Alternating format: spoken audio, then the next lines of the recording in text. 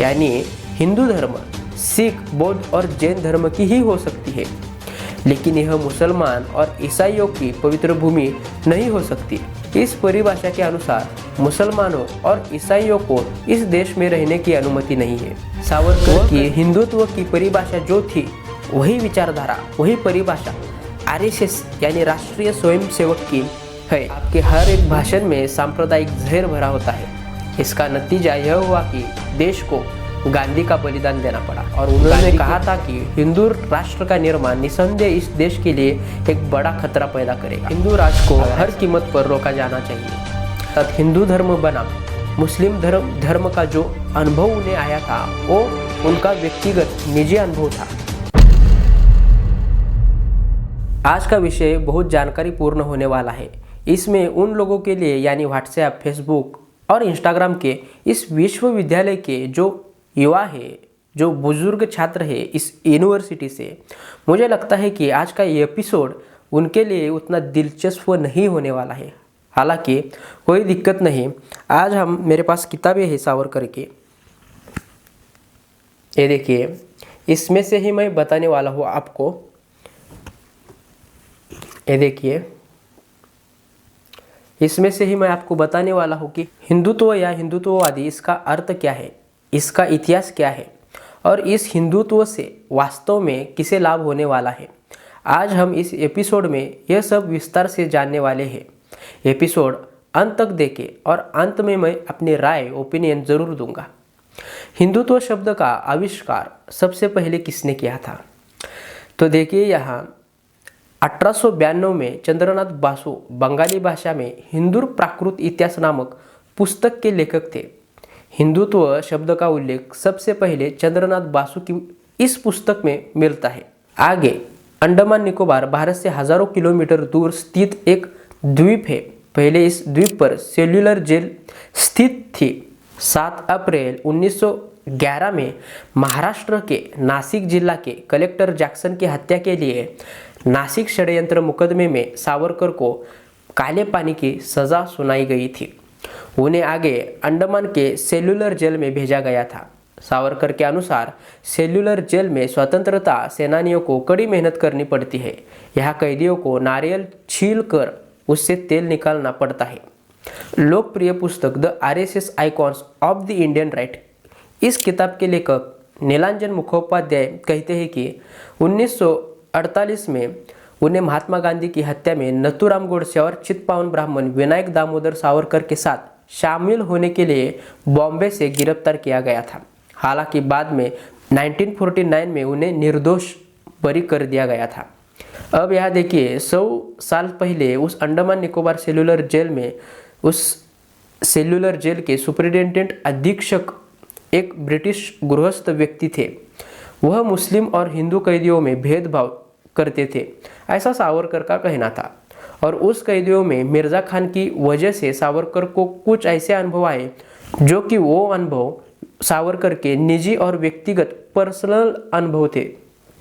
अंडमान की cellular jail से लौटने के बाद सावरकर ने हिंदुत्व, हिंदू कौन है, यह किताब लिखी, जिसमें उन्होंने पहली बार हिंदुत्व को एक राजनीतिक विचारधारा के रूप में इस्तेमाल किया। विक्रम संपत एक लेखक है। वे अपनी सावरकर नामक पुस्तक में बताते हैं कि सावरकर ने हिंदुत्व इस विचार को सिर्फ एक राजनीति करने के लिए राजनीतिक के रूप में इस्तेमाल किया। हिंदुत्व को परिभाषित करते हुए सावरकर कहते हैं कि इस देश में जिसकी पितृभूमि मातृभूमि है, वही व्यक्ति मूल रूप से एक हिंदू है। यह भूमि उसकी अपनी है। पितृक और मातृभूमि किसी की भी हो सकती है, लेकिन पवित्र भूमि केवल ब्राह्मण धर्म यानी हिंदू धर्म, सिख, बौद्ध और जैन धर्म की ही हो सकती है, लेकिन यह मुसलमान और ईसाइयों की पवित्र भूमि नहीं हो सकती। इस परिभाषा के अनुसार मुसलमानों और ईसाइयों को इस देश में रहने की अनुमति नहीं है। वह कभी भी भारत का नागरिक नहीं बन सकता। ऐसी स्थिति में हिंदू बन सकते हैं। हिंदू होते हुए भी वे अपनी आस्था या धर्म का पालन कर सकते हैं। ऐसी हिंदुत्व की राजनीतिक परिभाषा सावरकर ने की थी। 1950 में सावरकर ने युवाओं का एक समूह बनाया जिन्होंने हिंदू धर्म के लिए और इसे लोकप्रिय बनाने के लिए हिंदू सभाएं आयोजित की। बाद में 4-5 वर्षों में उन्होंने 500 युवाओं के साथ पदयात्रा निकाली। उन्होंने अभिनव भारत संगठन की हिंदू महासभा की 25 से 30 शाखाएं स्थापित की। बाद में वर्ष 1924 में जब वे एक बैठक के लिए नागपुर पहुंचे तो वह अपने रिश्तेदार के मित्र यशवंत केलकर के घर रुके। आगे जाके केलकर के माध्यम से सावरकर की मुलाकात एक उत्साही और युवा चिकित्सक केशव बलिराम हेडगेवार से हुई। Hedgewar Calcutta national medical college के छात्र थे और क्रांतिकारी अनुशीलन समिति के सदस्य भी थे। बाद में मेडिकल प्रैक्टिस छोड़कर उन्होंने 1990 में नेशनल यूनियन संस्था की स्थापना की। बाद में हिंदू महासभा में भी वे शामिल हुए। हेडगेवार ने बाद में बाबाराव और कई सहयोगी के साथ मिलकर 27 सितंबर 1925 को नागपुर में राष्ट्रीय स्वयंसेवक संघ की स्थापना की। सावरकर की हिंदुत्व की परिभाषा जो थी वही विचारधारा, वही परिभाषा आरएसएस यानी राष्ट्रीय स्वयंसेवक की है। 1940 में हेडगेवार की मृत्यु हो गई और आरएसएस के सरसंघचालक की कमान माधव सदाशिव गोलवलकर को दी गई। 21 जून 1973 को गोलवलकर की मृत्यु हो गई। उसके बाद मधुकर देवरस सरसंघचालक के रूप में आ गए और मार्च 1994 को उनकी भी मृत्यु हो गई। 1994 से 2000 तक आरएसएस के सरसंघचालक पर राजेंद्र सिंह स्थित थे। फिर 2000 से 2009 तक के.एस. सुदर्शन सरसंघचालक पद पर स्थित थे और 2009 से आज 2024 तक मोहन भागवत आरएसएस के सरसंघचालक पद पर विराजमान है। आरएसएस संघ की जब स्थापना हुई उसके अगले ही दौर में विश्व हिंदू परिषद, बजरंग दल जैसे संगठनों की भी स्थापना हुई और ये सभी संगठन सावरकर की इस विचारधारा से आज के समय तक भी चली आ रही है। 11 सितंबर 1948 को सरदार वल्लभ भाई पटेल ने गोलवलकर से कहा, संघ ने हिंदू समुदाय की सेवा की है, लेकिन आपत्ति इस बात पर है कि आरएसएस बदले के भाव से मुसलमान पर हमला करता है। आपके हर एक भाषण में सांप्रदायिक जहर भरा होता है। इसका नतीजा यह हुआ कि देश को गांधी का बलिदान देना पड़ा।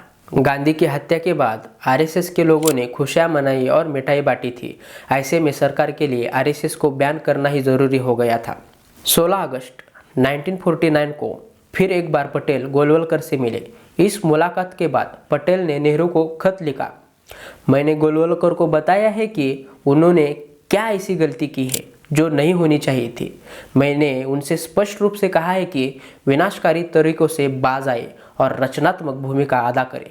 1940 के दशक की शुरुआत में डॉक्टर बाबा साहेब आम्बेडकर ने धर्म पर आधारित राष्ट्र के रूप में पाकिस्तान की मांग के प्रति आगाह किया था और उन्होंने कहा था कि हिंदू राष्ट्र का निर्माण निसंदेह इस देश के लिए एक बड़ा खतरा पैदा करेगा। अगर ऐसा कुछ होता है तो निसंदेह इस देश के लिए एक बड़ा खतरा पैदा करेगा। हिंदू कुछ भी कहे, हिंदू धर्म स्वतंत्रता, समता और बंधुता के लिए खतरा है। इस आधार पर लोकतंत्र अनुचित है। हिंदू राज को हर कीमत पर रोका जाना चाहिए। जिस खतरे के बारे में डॉक्टर बाबा साहेब आम्बेडकर ने लगभग 77 ईयर्स यानी कि 77 साल पहले आगाह किया था, वह खतरा आज भारत के दरवाजे पर जोर जोर से दस्तक दे रहा है। हालांकि संविधान में कोई बदलाव नहीं किया गया है और जबकि भारत अभी भी औपचारिक रूप से धर्मनिरपेक्ष है, वास्तविक जीवन में हिंदुत्व ताकतें समाज और संस्कृति के साथ साथ राज्य सत्ता को प्रभावी ढंग से नियंत्रित करती है और कर रही है अभी भी। इस स्थिति को तोड़ने के लिए बाबा साहब ने भारतीय महिलाओं के लिए हिंदू कोड बिल लेकर आए। जाति व्यवस्था द्वारा पैदा की गई असमानता जो स्वतंत्रता, समानता, बंधुत्व और लोकतंत्र को नकारती थी, जो हिंदू राष्ट्र को एक बड़ा खतरा मानने के पीछे यह भी एक मुख्य कारण था। डॉक्टर बाबा साहेब आम्बेडकर ने अपनी पुस्तक इनहेलेशन ऑफ कास्ट में कहते हैं कि यदि हिंदू राष्ट्र बनता है तो सभी को इसके खिलाफ लड़ना चाहिए और ऐसे असमानता, ब्राह्मणवाद के मनुवादी विचारों और कार्यों को समय रहते ही रोक दिया जाना चाहिए, अन्यथा देश का पतन होने में देर नहीं लगेगी। आरएसएस कोई हिंदू राष्ट्र नहीं है, बल्कि स्वतंत्रता, समानता और बंधुता के खिलाफ असमानता और भेदभाव का ब्राह्मणवाद है। उन्हें इसे हिंदू राष्ट्र के बजाय ब्राह्मण राष्ट्र कहना चाहिए, क्योंकि आरएसएस और हिंदू राष्ट्र की राजनीति जाति व्यवस्था, वर्ण व्यवस्था पर आधारित है। जातिगत असमानता ब्राह्मण धर्म यानी हिंदू धर्म का सार है। इससे वे इस निष्कर्ष पर पहुंचे कि हिंदू धर्म और लोकतांत्रिक विचारधारा एक विपरीत छोर पर खड़ी है। अब मेरी राय यह है कि, मेरा ओपिनियन यह है कि पहली बात तो यह सावरकर को 110 साल पहले अंडमान से जेल में, सेल्युलर जेल में रखा था। उस जेल में ब्राह्मण धर्म अर्थात हिंदू धर्म बनाम मुस्लिम धर्म का जो अनुभव उन्हें आया था वो उनका व्यक्तिगत निजी अनुभव था। और आज के युग में कुछ संगठन उसी विचार पर चल रहे हैं जो हास्यास्पद है। और सनातन शब्द या हिंदू शब्द का कोई धर्म अस्तित्व में नहीं है, यह केवल वेदों से चलता हुआ आया हुआ वैदिक धर्म है, ब्राह्मण धर्म है और उसमें वर्ण व्यवस्था है। इस संदर्भ में मैंने एपिसोड बनाए हुए हैं, उसे अवश्य आपको देखना चाहिए। दूसरी बात यह है कि सावरकर उस समय केवल राजनीति करने के लिए हिंदुत्व शब्द को व्यवहार में लाए थे, और जो यहाँ के मूल निवासी है अर्थात जो ब्राह्मण धर्म, हिंदू धर्म है, जैन धर्म है, सिख धर्म है, बुद्ध धर्म है, इनकी मातृभूमि है, पितृभूमि है, ऐसे लोगों की ही यह पवित्र भूमि हो सकती है, ऐसा सावरकर का मत था। यदि हम आगे जाके सोचे तो फिर ये आर्य कहाँ से आए थे? वे भी बाहर से ही आए थे ना। फिर अगर हम सावरकर की तरह सोचे तो ये जमीन उनकी भी नहीं हो सकती। इसलिए मेरी राय यह है कि इस भूमि पर कौन कहाँ से आया था यह देखने की बजाय वर्तमान युग प्रतिस्पर्धा का युग है। यह देखें कि हम सबको साथ लेकर कैसे आगे बढ़ सकते हैं, हम सब एकत्रित होकर एक विचार से कैसे आगे बढ़ सकते हैं और कैसे हम भारत को विश्व स्तर पर सभी क्षेत्रों में अग्रणी बना सकते हैं, ये देखना आवश्यक है।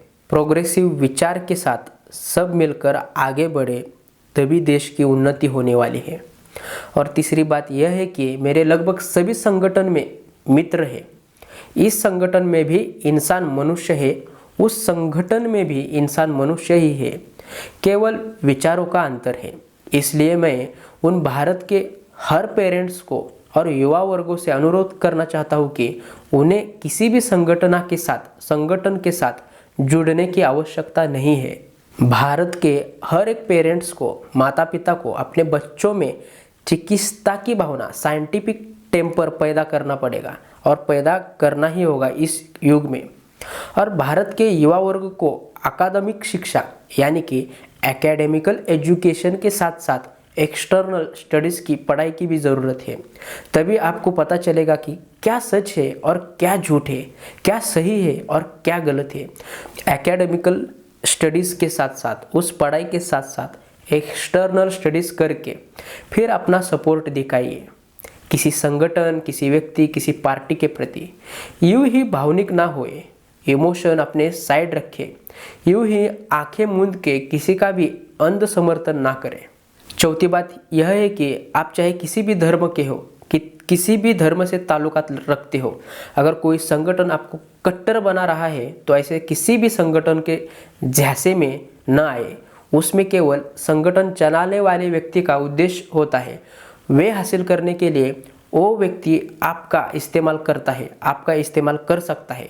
आम लोग पढ़ते नहीं और एजुकेटेड पढ़ने वाले व्यक्ति एक्सटर्नल स्टडीज़ करते नहीं, वो तुरंत ऐसे संगठन के झांसे में आ जाते हैं।